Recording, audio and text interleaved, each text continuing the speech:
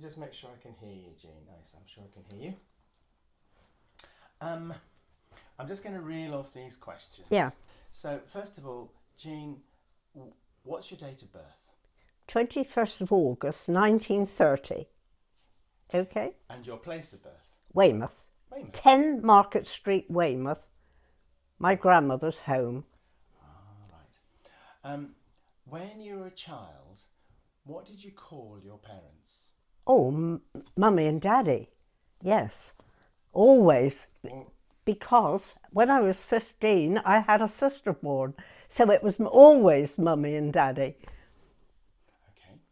And besides your parents, how many other members of your family lived nearby? Auntie Beat lived next door. Auntie Beat and Uncle Cyril.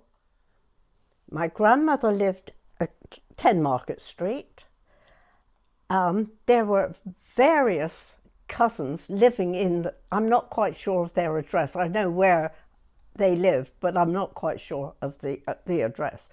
But Hayward, the Haywards were a Weymouth family. Uncle Jack, sand artist. Great Uncle Tom, rowing people across the, from Weymouth to the Nothe in a rowing boat. The old passenger ferry? Yes, I think it was like penny a time before the war, you know. It's still going, of course. Are they still going across? Yes. It might be £1 a time. Yes. I'm not quite sure. Yes. And so your maiden name was Hayward? No, my maiden name was West. And of course, your maiden name yes. was West. Of course it was. But it was the family. But my mother's name was Hayward. Yes. Got it. Right. Excuse me, also I had another Grandma West, who lived round the corner in Stuart's Lane, Stuart's Court. So all of your extended family were quite close? Oh, yes, they were. It was Weymouth, yes. And who were your best friends when you were at Weymouth? Yes, I had a friend that lived opposite where we lived in 2 Upper St Albans Street. There was a barber shop, and it was there that my friend Packridge lived, and we went to school together, and it was down in her basement that we went in the air raids. They had a big basement under there, and I think that number 2 Upper St Albans Street would have had the same, because my auntie who lived in number 3, when she had her kitchen floor, well, I suppose that had, we'll say, tiles laid, they took out the floor and found a basement under her house that she didn't know was there. As dry as a bone, they said. Yeah. So your best friend was, what was that? Pat Cridge. Oh, Pat Cridge. Yes. Okay. What can you remember from your school days at St Mary's? Yes, when I came, we came from Andover to Weymouth, and I went for a year St Mary's Infants. In Andover, I'd been to a private school, and when I came to St Mary's Infants, I couldn't read. Plenty of dancing and poetry and things like that. I couldn't read. So I had to ask the person next to me when it was my turn, what do I say? And I was there, and St Mary's School is where the library at Weymouth is now, and the infants were one side of the playground, and the girls were the other side. So 1 year in the infants, and then to the girls' school.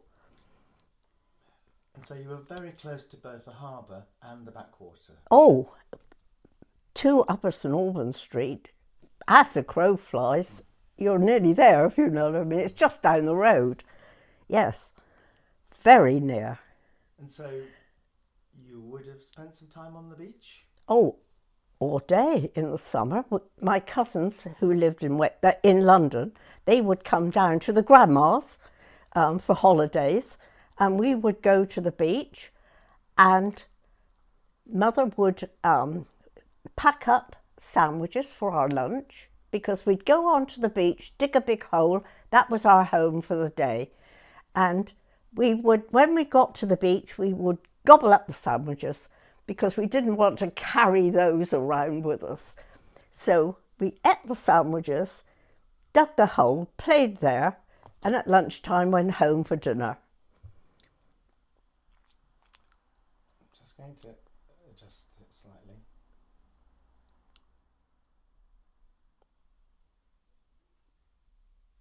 That's better. So all we had on was our little bathing costumes. Now, Mum and Dad said we've got to wear shoes because of walking. We didn't want shoes. That's another thing you've got to carry. So we would tiptoe back and put those behind the door. So all we were in our bathing suits all day on the beach.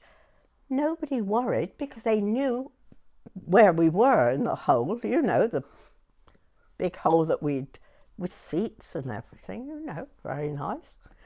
And that's what we did. And what was it like on the beach compared with today in those days? Oh, well, it was, I mean, I haven't been to Weymouth lately, but they tell me there's an awful lot of things around. But the only things were the donkeys, of course. They came every day. There was the swinging boats, a big roundabout, and various kiosks all along the beach. But there wasn't, oh, Punch and Judy, up a little bit further, and in the early days before the war, a vaudeville. A big, I should imagine it was wooden structure, and the Pierrots and Pierroettes used to come, and we would get a newspaper, and we could sit on the wall and watch it all free if we were lucky to get a space. Do you know what I mean? Oh, yes. And what were the Pierrots? They were piano, singing, and they wore clown costumes. Pointed white hats, black baubles, frills around their necks, and sort of all-in-one suits. That stripes, you know, the old-fashioned, yes. Mm-hmm. And well, they would play on the piano, and they would sing, you know, and were they popular? Oh yes, we of course with us children we loved it. We used to call them the singers, but it was vaudeville, really old-fashioned. I don't suppose you ever see it now, but they came every year. It was fenced off, of course, but next to that was the Punch and Judy show. There again, papers on the wall, free, and when the man came round with the collection box, you know, we would nip on, and I don't think, well, we had no money. You know, only our bathing costumes, no money. The only money that we used to get was taking back the empty lemonade bottles that we found, and took them back and got a penny or twopence. Or in the evenings, if we went back, we would sift the sand underneath the kiosks. Sometimes we found a shilling, something like that. You know, people lost their change, and the same with the roundabouts. Before the days of the metal detectorists. Oh yes, well. So you were doing the same thing. Yes, and not only me. I mean, my cousin Peter. He said he did the same. You know, because they lived along. My auntie Kath, before the war, lived along York Buildings.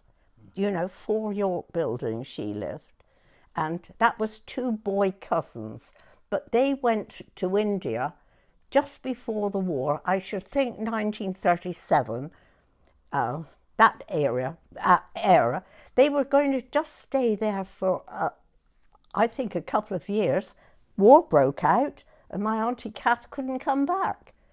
So they stayed there, had to, until all the seas were free of U-boats and mines and things like that, and she came back. Because she came back when my sister was born in 1945. Yeah. Now, Sorry? sorry, just clearing my throat. In Weymouth, you had 2 evacuee boys. Yes. Staying with you. Acton County. They came from Acton County School, a grammar school. Acton County. Can you describe them? Well, they were older than myself, and there was Leonard Thompson and Alan Truman, and we also had the maths master, Mr. Green. He came, but my father, he felt that the boys couldn't be natural because in those days all sat round the lunch table, breakfast, dinner, tea, and the boys couldn't be natural with the school because he was a real school teacher. He wasn't young, and he would sit there, and they had to say yes sir, no sir, and my father thought it wasn't right, these 2 lads.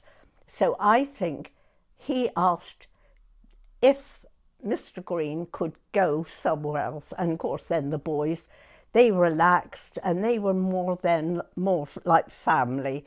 They brought Monopoly and my father played Monopoly with them.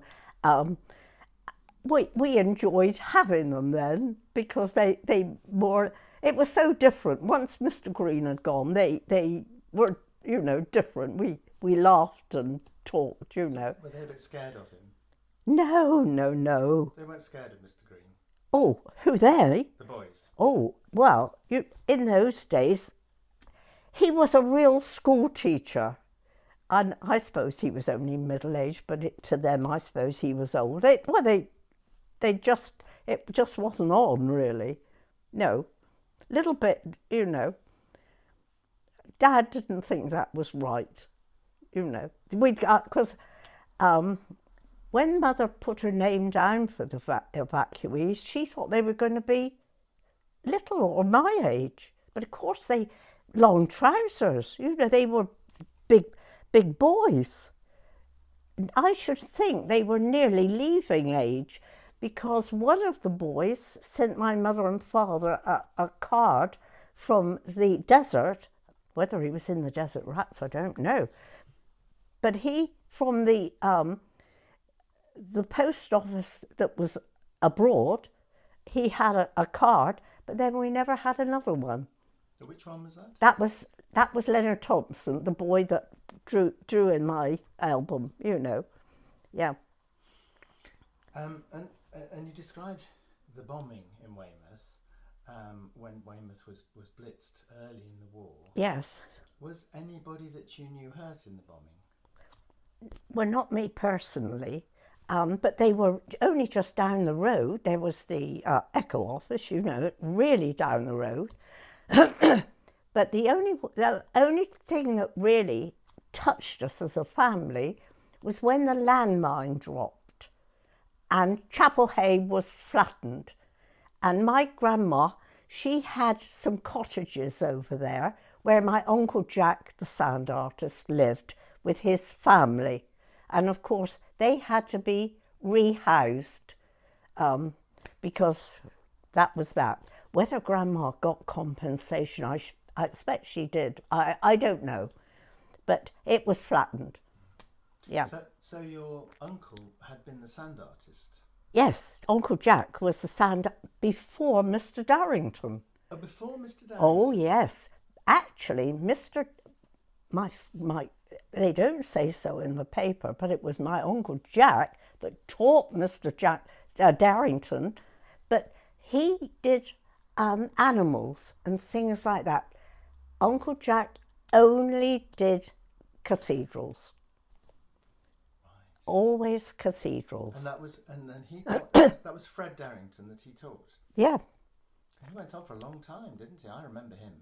I think he might have known my Uncle Jack before the war. I'm not quite sure. But when Uncle Jack's house was flattened, for some reason or other, my Uncle Jack lived at my grandma's house in 10 Market Street. Whether his wife and children went to their families, I don't know. I'm not quite sure. But he lived with Grandma Hayward. And in her... He lost his home. He lost his home. Yes, that's right. Excuse me. And in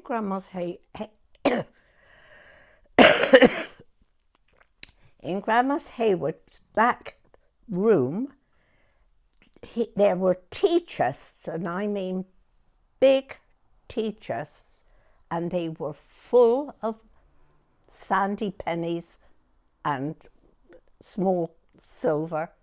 Yeah, absolutely brimming full. Yeah, and my grandma, she would go in there and pick out the silver from the copper, and she would take it to the bank, and they used to grumble because sometimes it was quite sandy and they didn't like that. I don't know, but that's what my mother told me.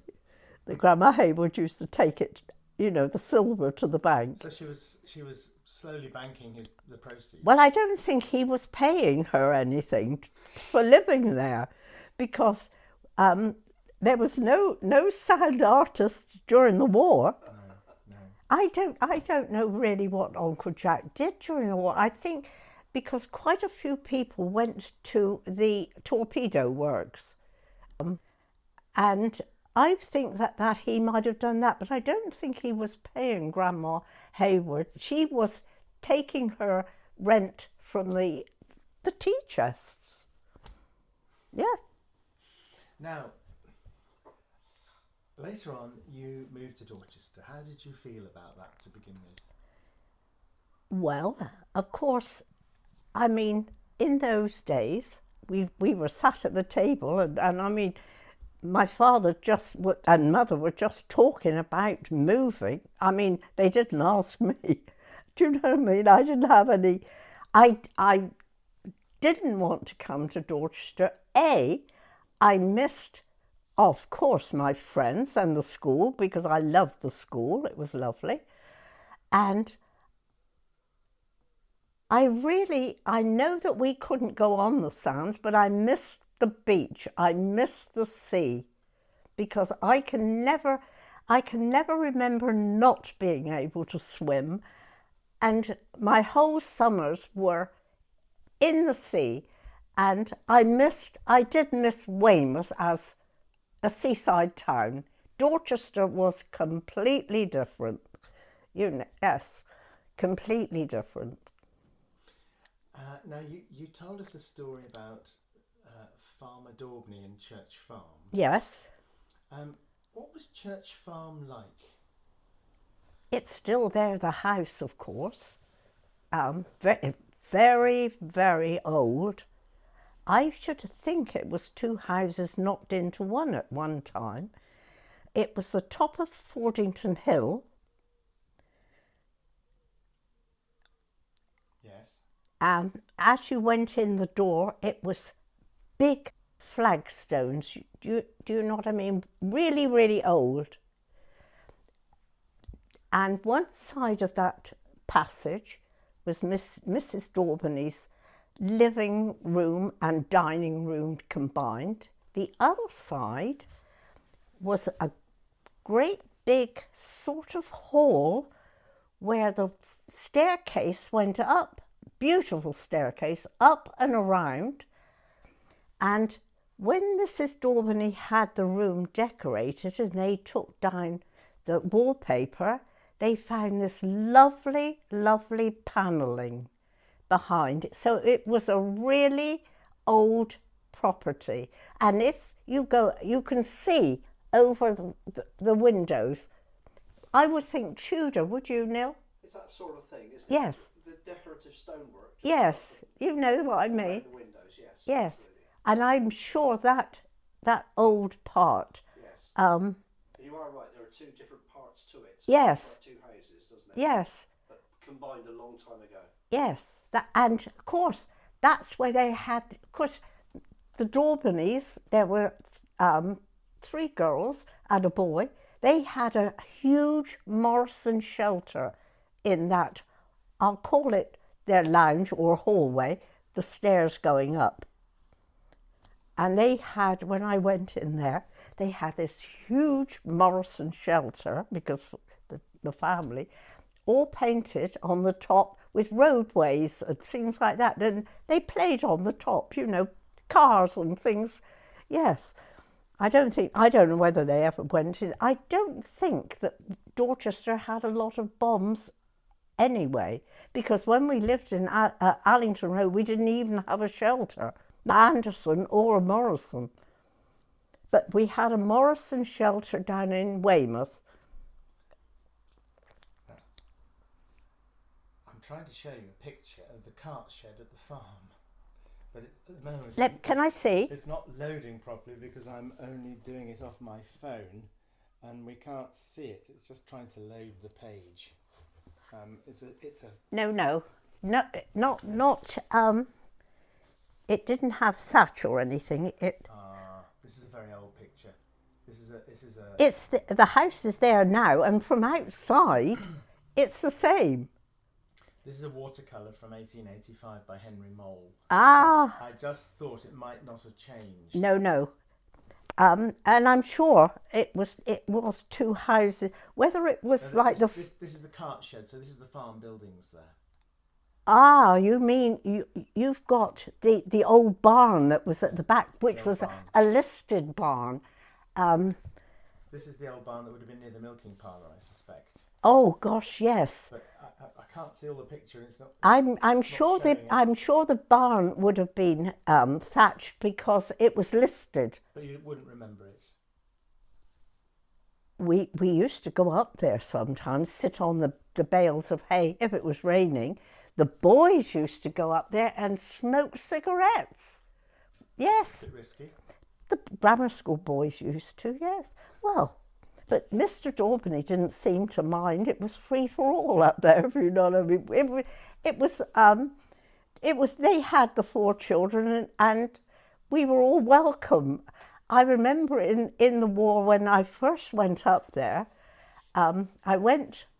Daubeny invited me to tea, and she had made big macaroni cheese.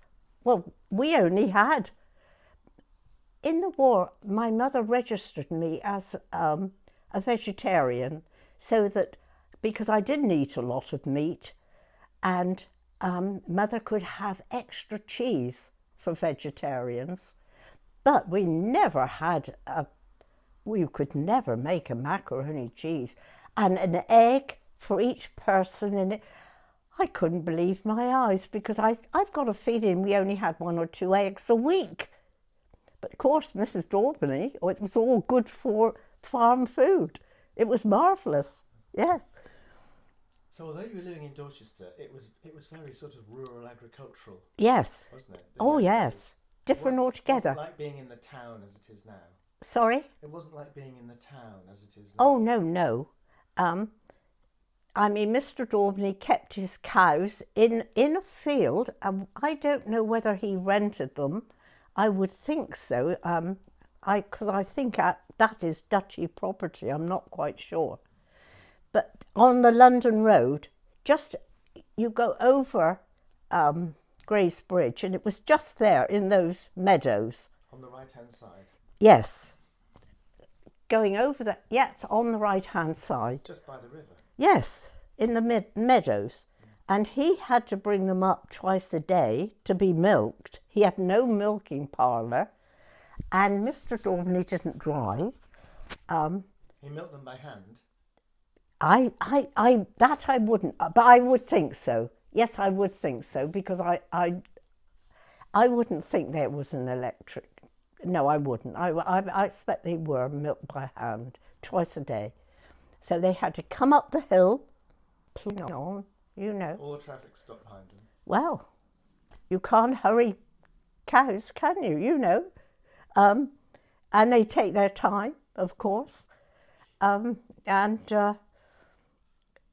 Sometimes when the grammar school boys were on holiday, Mr. Daubeny used to, I suppose, give them a few coppers, and they would go down for the cows. And sometimes they went down in horse and trap, you know, wagon sort of thing.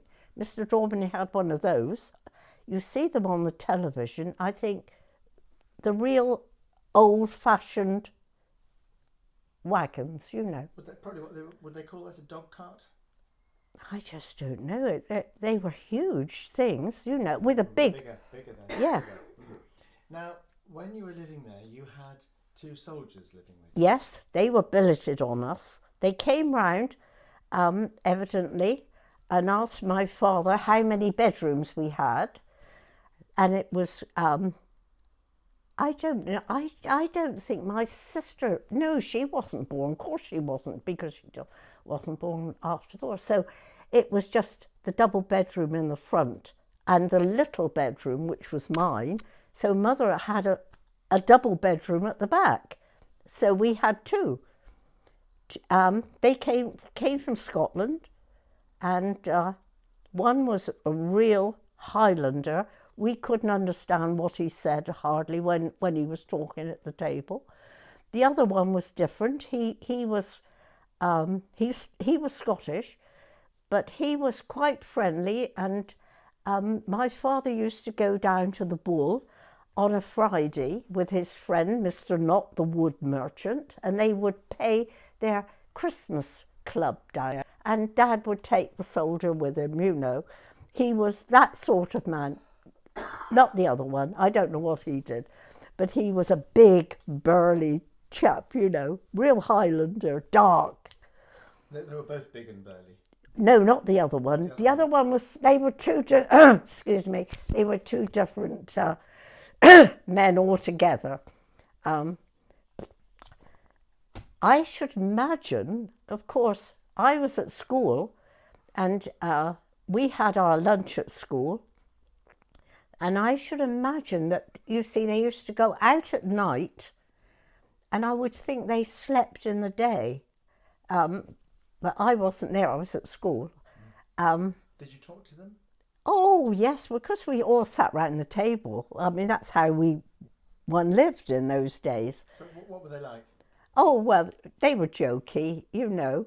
But I can't, I mean, they were there, but I think that they went out all night and slept most of the day. Can you remember their names? Yep, one was, the big one was McAllister, but I'm not quite sure of the other man, but I do know his name was McAllister. And did you ever find out which regiment they came from? I think I've got a feeling it was the 9th Commandos. That's what they were commandos. And I'm sure that they went down to Lulworth, climbing the cliffs at Lulworth at night. No, they were commandos, definitely. So we could probably look them up, couldn't we? Oh, I'm sure. Yes, I'm sure. I'm sure it was the 9th. Now, as it got closer to June 1944, Dorchester was full of American soldiers. Yes. Who had trouble getting past the cows, of course, as we've discussed. There was always a couple of men on point duty on Fordington Cross, down the bottom of the hill, King's Road. So they were directing the traffic? Well, because they were, even before, like, say, D-Day, there was... So, I mean, they were there. There was plenty of traffic. These soldiers, they always had two men there on point duty. Down on the cross, there was 2 telephone kiosks always, and they would stand there.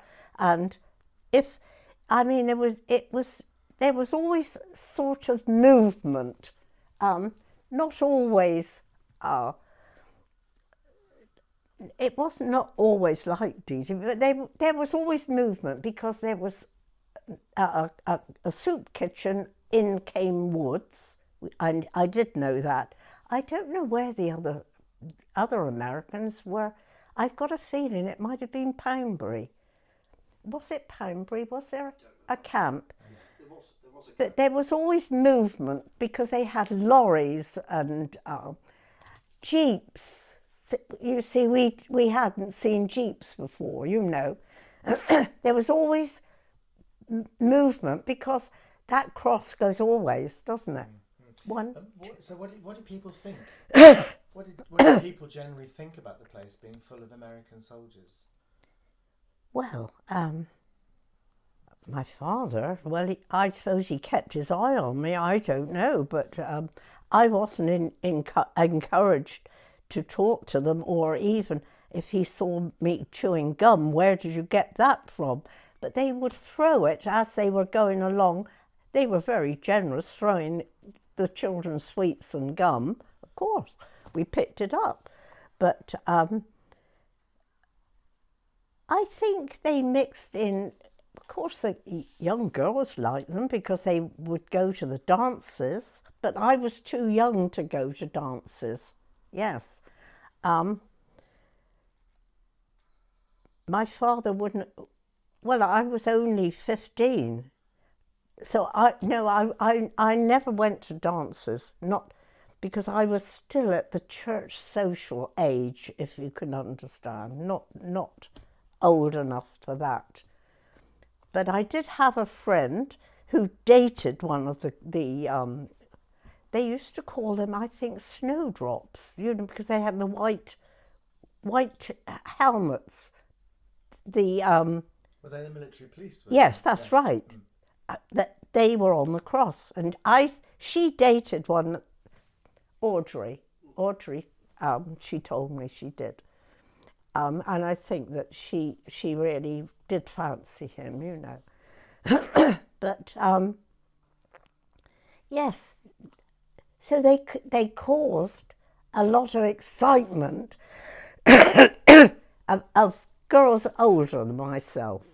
I knew that when I went to work, because they were still about, some of them then, you know. There was always one or two up at the top by Mulberry Rings, because that's another place where the roads meet. The girls had their eyes on them, because I used to hear them talking, but not for me. I was that much younger. And then they all disappeared? Suddenly. That was prior to D-Day. Then, like my mother said to me, there's something going on, Ted. There was traffic everywhere. I mean, there were up Allington Road, they were going along King's Road. It was convoys, big convoys. I don't know what would you call those, like lorries, you know, covered. They were full of men. There were along South Court Avenue, Queen's Avenue, where there's a lot of trees.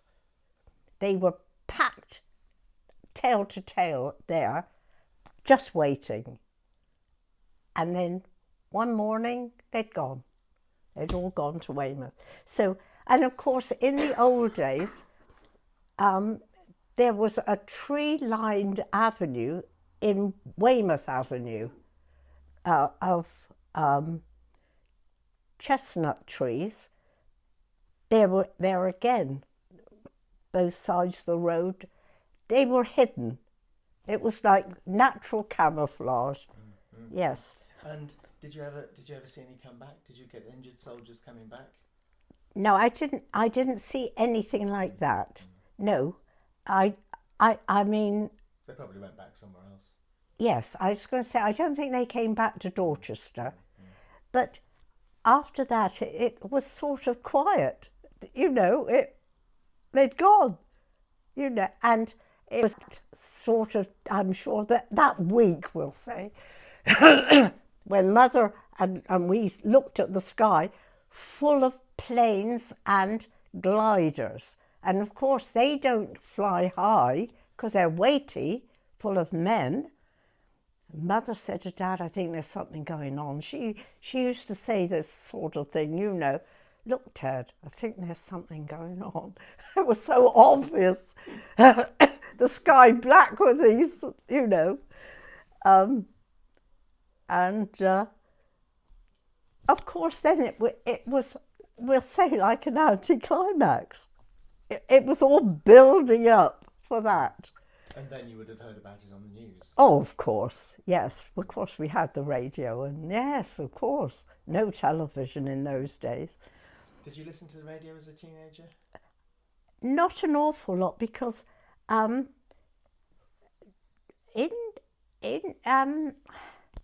see, I was the only child. Didn't go to dances. It wasn't until I was older and went to work when we used to catch the train down to Weymouth to the Alexandra Gardens to see Ted Heath and his band. That was my era. That's when I started to listen to dance music, when I could go to dances myself, because the first big dance I went to was the police ball, and which was long dresses and bow ties for the men, you know. So that, I didn't listen to, I listened to Itmar, those funny sort of programs, because my father and mum, they you know, it on again. And Tommy Hanley, yes. And of course Vera Lynn, we would hear her. But I wasn't really a person to sit down, because it was just me, you know. It wasn't until when I came to go to work and then I started to go to dances that I would be interested. Lovely. Let's just stop there and take a little break. Right? So you had the house where you were born was your grandma Hayward, which was in my mother's mother. And That was in 10 Market Street. Which is still there. Yes, yes. And the Haywards also owned 6 Stuart's Court. And as it happened, the 2 houses were back to back.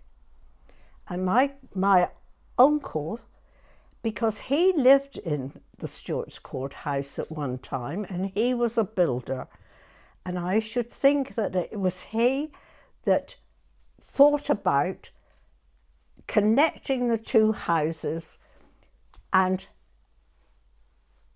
it was in Grandma Hayward's larder. You opened the larder door and another door had been made, and you came through that and through a room which I believed belonged to the Stuart's courthouse, because the windows all looked into their yard.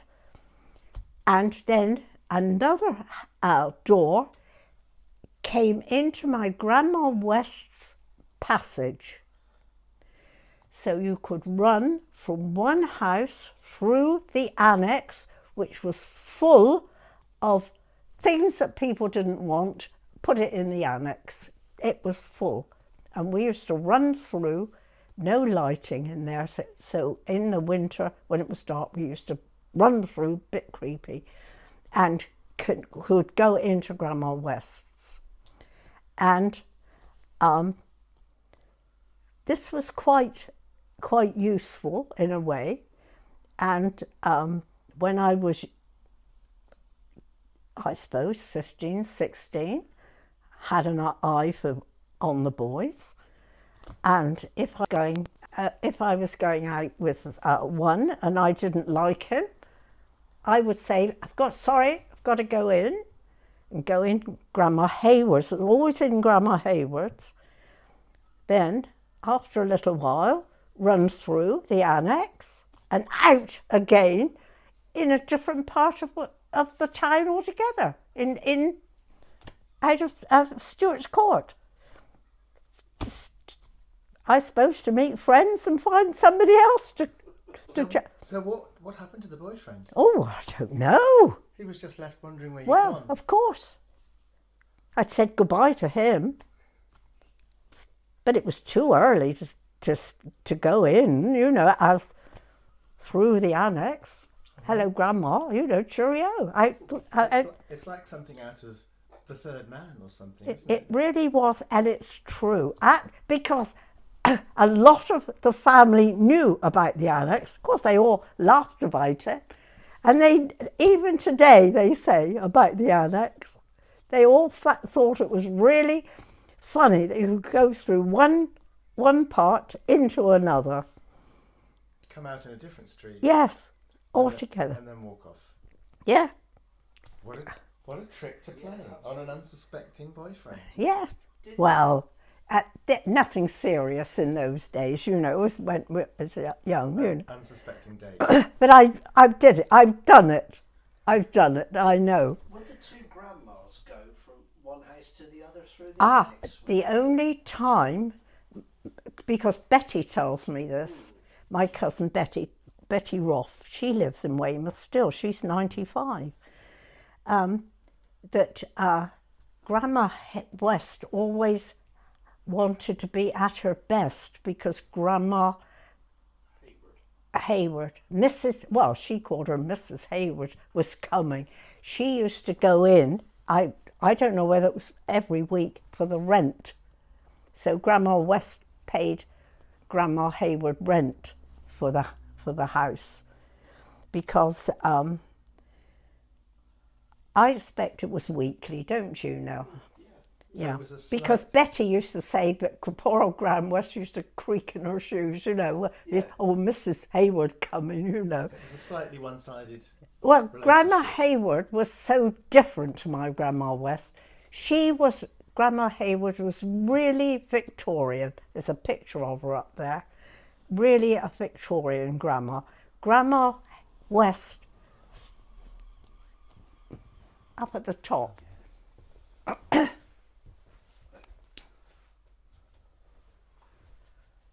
Great picture. Yeah. An indomitable lady. She looks very nice in the picture. Oh yes, she was okay, but she wasn't the cuddly sort of grandma. In Grandma Hayward's, children should be seen and not heard. In Grandma West's, it was all hello, love. Oh, she used to call us ducks. Hello, ducks, because she was London. They spoke with a London accent, you know. And she was different altogether. Every Sunday there was a little bit of jelly and blancmange, especially for me, because I was the only grandchild for her around. None of the others had been born, you know. My two uncles that lived at home at Stewart Court, they had left to join the RAF. So it was really, I was the only young one going into Grandma West's, and every Sunday I went there to tea. She was lovely, she was cuddly, you know, she was different altogether. Grandma Hayward, yes, but children should be seen and not heard. Grandma West always found you a halfpenny or a penny. Grandma Hayward, no. Yes, very. And it was true. In Grandma West, it was so different. Yeah. When Neil was a baby, I used to take him, and it was Grandma West where I used to like to go and sit by the fire with the baby, you know. Yeah. I don't remember this at all. So you went through the annex? Yeah, but I don't remember. No, of course you I don't. wish I did remember. Yeah, no, of course you didn't, but you did. You went through the annex. Did I also hear a story about a tortoise in the annex or something? Oh, yeah, they had a tortoise. My Grandma West, and they had she had this long passage. Of course, it was an older house, wasn't it, Neil? Really, a really old house. Yeah, Stewart's Court would be, yeah. Yeah, Stewart's Court, and she had a tortoise, and they had stuck things, you know, like you get on crackers, like hearts and lucky horseshoes on the back of him. But this tortoise would plod down the passage, which was dark, no lights, and sometimes you would kick him and he would go zoomp right down on the lino. I don't know what happened, and I don't even know what his name was, but he was there for years, that tortoise. They fed him, presumably. Just there, you know. The tortoise, I'd forgotten the tortoise, but Did he have a name? I don't know, but he was quite. He was nearly always in the passage, and he was being kicked accidentally, you know, and he'd go in his shot and go down like a bowling ball, you know. Upside down? Yes. Zoomp. Through. Poor thing. I expect he lived in the summer in the yard because he couldn't have got out. No. I expect so, and I think he must have hibernated. But there were times when he was indoors, in the passage. Yeah. Right. Now for something completely different. Yes. Let's talk about your first job. When you left school, you did your secretarial at Newstead Road at the Technical College. Yeah. Then you got your first job. Yes, my father got me that because he was Ministry of Labour and National Service, Dad was, top of townhouse. So he was able to select jobs. He got very, very good jobs for quite a few people in the family. And he came home one day. Oh, Jean, got an interview for you tomorrow. Sort of thing, and it was at the police headquarters. And what had happened, they were very, very short of men. This was 1945. No, I'm telling a lie. It was just 1946, because I know it was then, because my friend and I had planned a bit of a Easter break. What we used to do, buy a season ticket and go off all round, and we'd planned it for the Easter holidays. Well, this was just before the Easter holidays, so that was out. Jean didn't like that at all. Anyway, I go up, and I was only 15 because I wasn't 16 until the August. And I went for the interview, and it wasn't for shorthand typing, office work, it was for the switchboard. The chief constable, he realised that there were young men, young policemen, manning the switchboard, which could easily be done by a young lady, and that would release one of the men, because they were so, the special constables and the war reserves, the elderly men wanting to retire, get back to normal, they were desperately short of men. So they thought a young girl from school could man the switchboard. There was a young lady, Edna Godden. She'd just come out of the RAF, where she had been a switchboard operator, so she knew the tricks, and she was put with me for about 3 weeks to teach me the switchboard. We didn't even have a telephone at home, so I was really green where that was concerned. And in those days, I mean, this was headquarters, and it was only a small switchboard, but we had private lines to the bigger stations around. There was that. And at one time, when I first went there, they even used to use private lines going through, say, from Dorchester to Bridport, on, and we could get right down on a private line to Bristol. But as you got down, it got quieter. you'd have to shout. Do you know what I mean? Or they had to shout. But I have done that. I know that it could be done. But I suppose that's in the ward, if they had something that they didn't want advertised, that's the way they used it. And so I was on the switchboard. Now, the men started to come out of, our own policemen coming out of the forces, because some had left the force to join the regular soldiers, sailors and army. They were beginning to come out, and very slowly, because the war hadn't been over very long, and some of them would come out, and I can remember one had been in the jungle with the Japanese. He was all jumpy because, you know. Another one had been in the Navy. He had been in one of the boats that used to rescue the intelligence people from France, in occupied France. He was all shattered, but they gave them office jobs. They weren't put on the beat.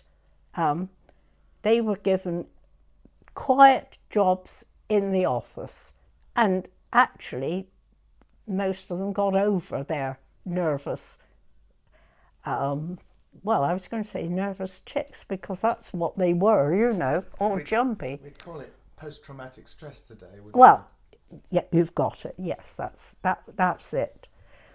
Anyway, now there were other men coming out of the forces.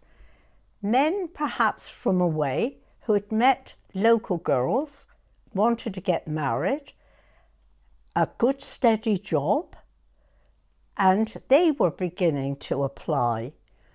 Now, actually, we'll say a couple of years had ticked on, and then they realised, oh, there was up in the Plaza Cinema, they had the blue light or blue lamp film, and they decided that that would be a good place to do recruitment. They set up a table and had pamphlets and things like that. They were desperate for men, okay? So then they thought, we must really get a training department installed. I could touch type, because I used to do some typing for the offices when I was on the switchboard and it was quiet. I could touch type. So they now thought Jean could train another young person from school or college, and I could go into the training department. So that's what I did, two weeks training and into the training department. And there was an inspector and a sergeant and myself in there. And then they set up special days for, people would write in, and then they would set up special days for examinations, because they had to pass a very simple test, written arithmetic, of course, very simple test, and they had to have a medical. And so I'll say every 2 weeks, we would have a day when all these men would come, and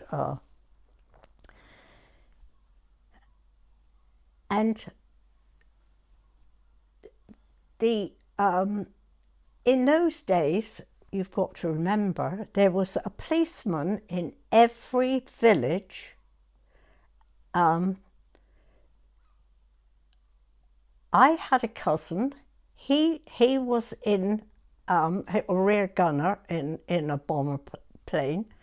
He knew that his nerves were bad, and he requested a quiet village. He went to Oakford Fitzpaine, That's so that suited him nicely in his little family, you know. And also, at that particular time, they started to introduce other things, and because we were a small office, we dealt with the special constabulary. Also, but they only did work. Say, if a royal person came to the town, we wanted extra men. We could call on the special constabulary. We also dealt with unexploded missiles, things like that. Different little things, because once it was only like sort of every fortnight was what our busy time. I used to roll off what would they call it? It'll come to me. So, just to interrupt, were there other women working for the police? Oh, at the yes, time? yes, there were 7. Oh, there were 7. There was a young lady in the traffic department, one in the CID, aliens and firearms. I think that, and upstairs was a policewoman in her office. There was the chief constable's secretary. She didn't mix with us. She was a little bit different, but there was about 7 there were 7 ladies, you know. And what did you wear to work? Oh, civilians. We did. So what sort of clothes did you wear? But it had to be respectable, always. Do you know what I mean? Well, because we were working with men. Could you wear trousers? No, nobody wore trousers. No. So you wore a dress or a skirt? Oh, a tweed skirt, yes, or but it had to be. If not, you would be told. And when you were the receptionist in that beginning part of the work, did you have a headset? No, handset. A handset? Yes, with a little clicker in so you could click off if you wanted to speak to somebody in the room and then click on again.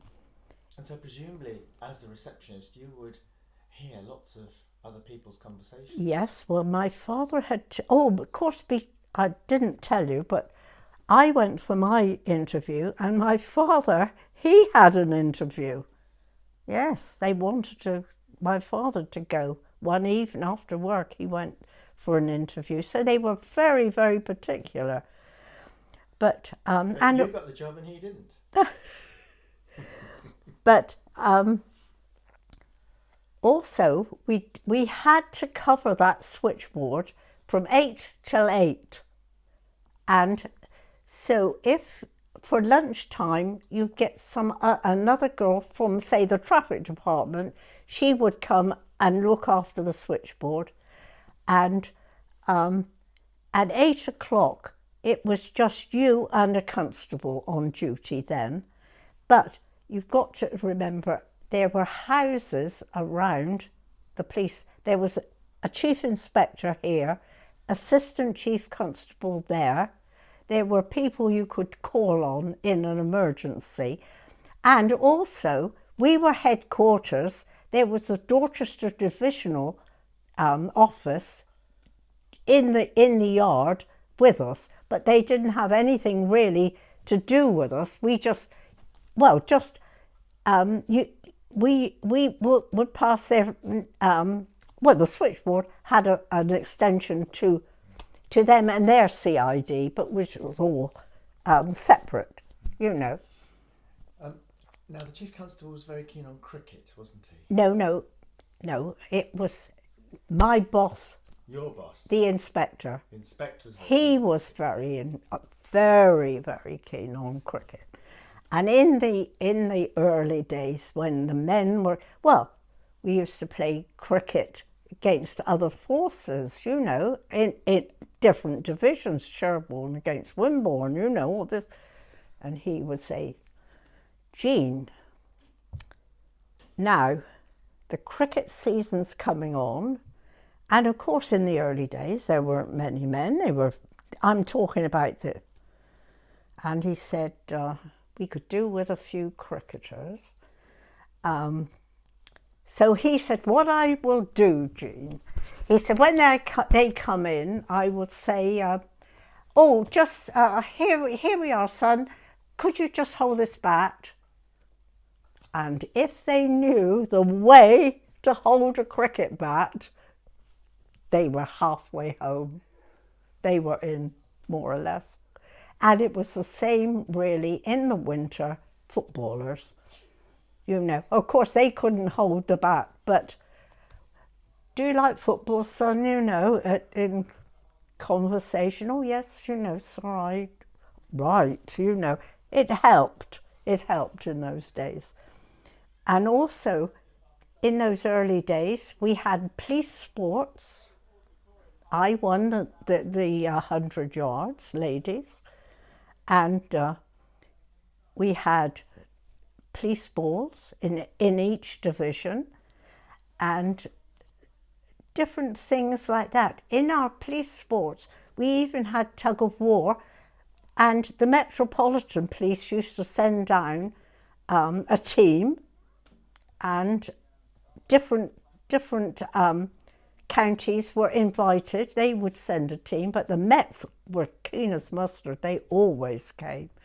And it was a big day. It really was. They used to have the 3 A's cycling, and it wasn't just a small affair. It was grand. They had stands and things like that. It was really, really lovely. And in fact, when they said there was going to be the ladies' race, they would take me down to the field to practice.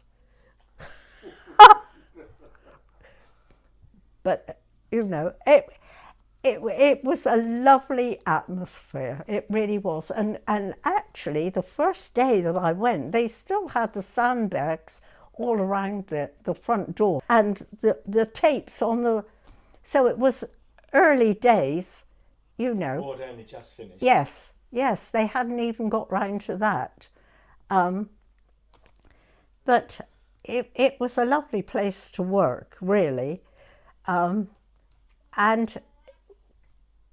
when we went on at 8 o'clock, then a constable would take over the switchboard. We used to do the post in the evening. That was one of our jobs, because actually there was the evenings, and we had to work Sundays as well. The only days that we didn't work were Christmas Day, and they let the young constables, or sergeants, I suppose, who had families, they were given priority to have a day off, and the people that didn't have a family, they would man it was the switchboard. It had to be manned. But you had a bit of leave, presumably. Sorry? You had a bit of leave. Did you Oh gosh, yes, we had. If we had a rota, and of course, last come, you were at the end of the rota, and then one of the girls, or they would take it in turns, would have to cover. The switchboard had to be covered by a girl in the day, 8 to 8. But so when you had leave, when you had a bit of holiday time, what would you do? Well, my very good friend from the farm, Gillian Daubeny, she was my pal. We would have, as I say, these free tickets and we would go on the railway, perhaps a day to Swanage, a day in Bournemouth. This would be our holiday. We go as such. People didn't very much in those days because the war, people were still rationed, I think, up till that time, you know. Nobody had a lot of money, there you are, but we had it was nice, you know, it was nice. I can't remember going away on holiday because I was the last on the list, being the youngest there, and so I had to have a holiday when everybody else had chosen their weeks, you know, but you didn't mind. Lovely. I think we'll stop there. Yeah. That's fantastic. Is it all right? Have I Really? told you enough? I think so. I think that was really nice. I just wanted to add that little bit because it just relates. It kind of actually it ties in, doesn't it? You know, the police post-war. Yeah. Let me unclip you. Well, Jean, tell you've it done was- so well. You must be exhausted. No, I'm okay.